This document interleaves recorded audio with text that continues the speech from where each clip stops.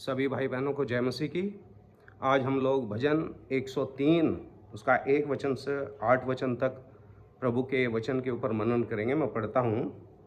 हे मेरे मन, यहोवा को धन्य कहे, और जो कुछ मुझ में है वह उसके पवित्र नाम को धन्य कहे। हे मेरे मन, यहोवा को धन्य कहे, और उसके किसी भी उपकार को न भूलना। वही तो तेरे सब अधर्म को क्षमा करता और तेरे सब रोगों को चंगा करता है। वही तो तेरे प्राण को नष्ट होने से बचा लेता और तेरे सिर पर करुणा और दया का मुकुट बांधता है। वही तो तेरी लालसा को उत्तम पदार्थों से तृप्त करता, जिससे तेरी जवानी उकाब के समान नई हो जाती है।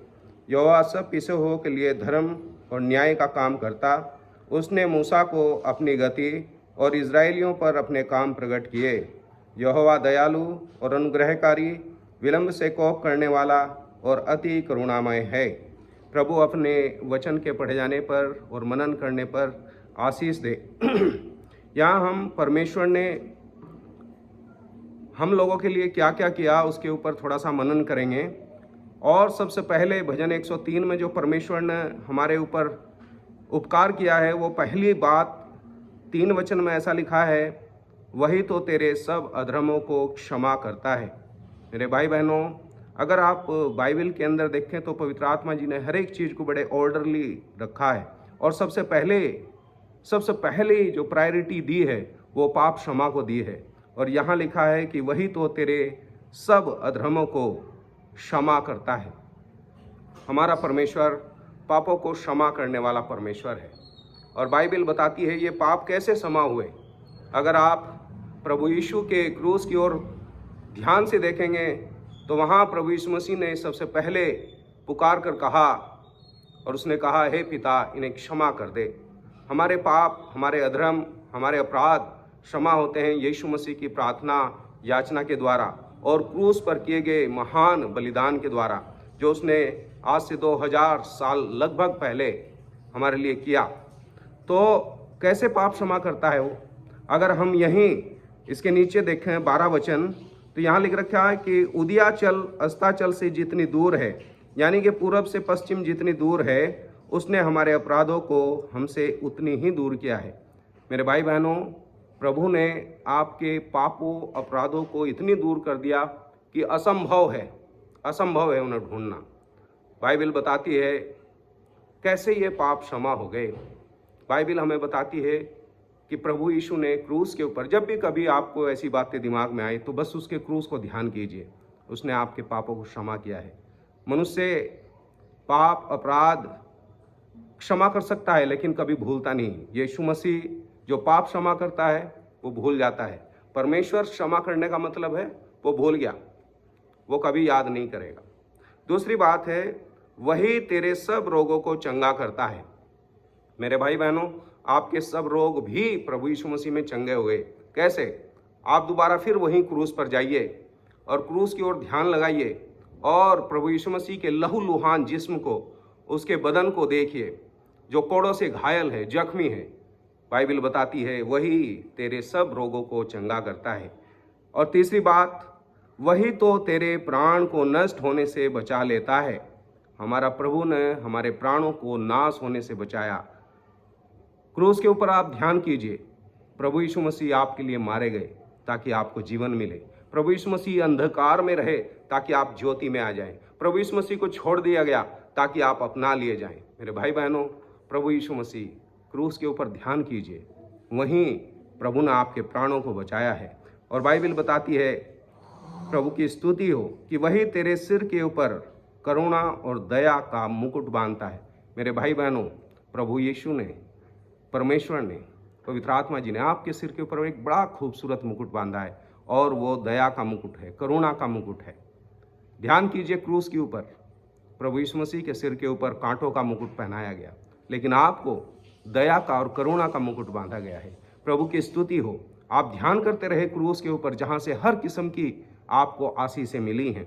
और बाइबल बताती है वचन 5, वही तो तेरी लालसाओं को उत्तम पदार्थों से तृप्त करता है, जिससे तेरी जवानी उकाब के समान नहीं हो जाती है। मेरे भाई बहनों, मेरा परमेश्वर आपको उत्तम पदार्थों से तृप्त करता है। मत्ती 7 अध्याय उसके 9 वचन से 10 वचन में अगर आप पढ़ते हैं तो वहाँ लिखा है 9, 10, 11 में कि अगर कोई बच्चा अपने पापा से रोटी मांगे तो क्या वो उसे पत्थर देगा, मछली मांगे तो क्या सांप देगा। जब तुम बुरे होकर अपने बच्चों को अच्छी वस्तुएं देने जानते हो तो क्या तुम्हारा पिता तुम्हें अच्छी वस्तुएं, अच्छे पदार्थ न देगा। मेरे भाई बहनों, हमारा परमेश्वर प्रभु यीशु मसीह में आपको उत्तम से उत्तम चीज़ें देता है। याकूब की पत्री उसका 1 अध्याय में ऐसा लिखा है और उसके 17 वचन में कि हर एक उत्तम दान ऊपर से अर्थात ज्योतियों के पिता की ओर से आता है। प्रभु की स्तुति हो, हमारे ऊपर परमेश्वर ने हर एक उत्तम दान दिए हैं।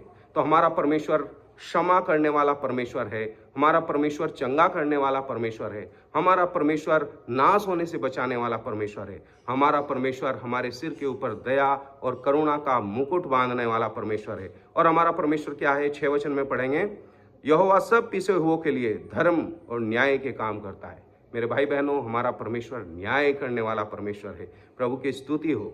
न्याय आपके ऊपर आना था, न्याय मेरे ऊपर आना था, लेकिन आप क्रूस पर ध्यान कीजिए, न्याय प्रभु यीशु के ऊपर आ गया।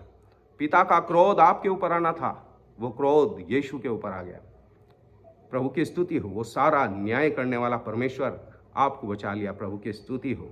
फिर हमारा परमेश्वर क्या है, 8 वचन में लिखा है, यहोवा दयालु और अनुग्रहकारी, विलंब से कोप करने वाला और अति करुणामय परमेश्वर है। हमारा परमेश्वर दयालु है, हमारा परमेश्वर अनुग्रहकारी है। क्रूस की ओर ध्यान कीजिए, वो दया बरसाने वाला परमेश्वर है।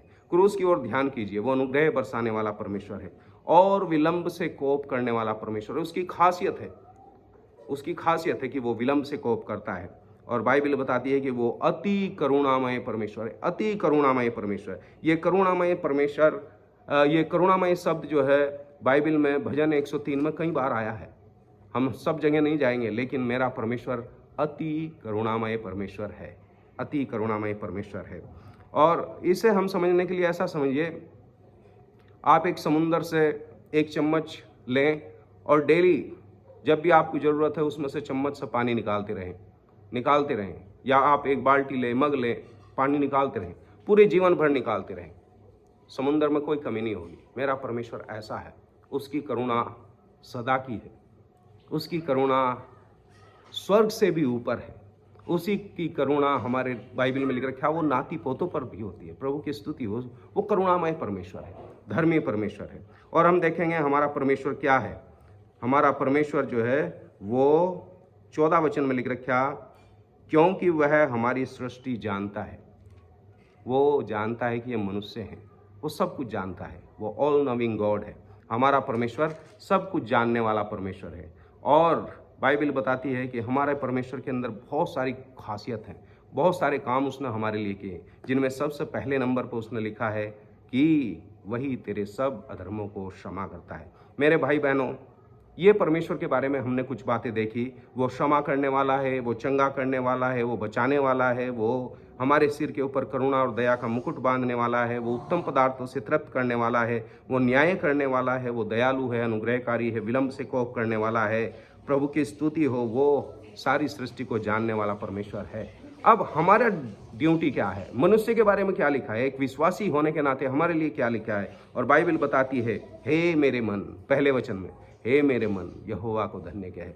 और भजन 103 का जो लास्ट लाइन है उसमें भी लिख रखा है, हे मेरे मन यहोवा को धन्य कहे।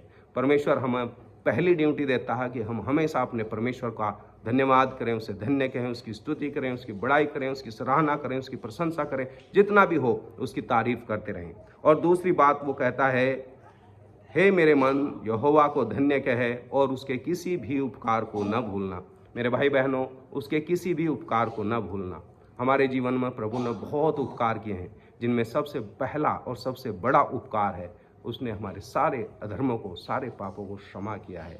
और बहुत सारे आप उसके उपकार देख सकते हैं, मैं उनके बारे में ज़्यादा जिक्र नहीं करूँगा, लेकिन सबसे बड़ा उपकार किया है, आपको बचा लिया, मुझे बचा लिया। सबसे बड़ा उपकार किया है कि आपका नाम जीवन की पुस्तक में लिख दिया। प्रभु की स्तुति हो। उसने हमारे ऊपर इतना बड़ा उपकार किया है कि वो ना कभी छोड़ता ना कभी त्यागता है। बाइबल बताती है कि जो कोई उसके पास आता है वो कभी नहीं निकालता। ओ प्रभु की स्तुति, उसने हमारे ऊपर कितने बड़े उपकार किए हैं। प्रभु को हम धन्य कहते रहें। प्रभु आप लोगों को आशीष दे। धन्यवाद।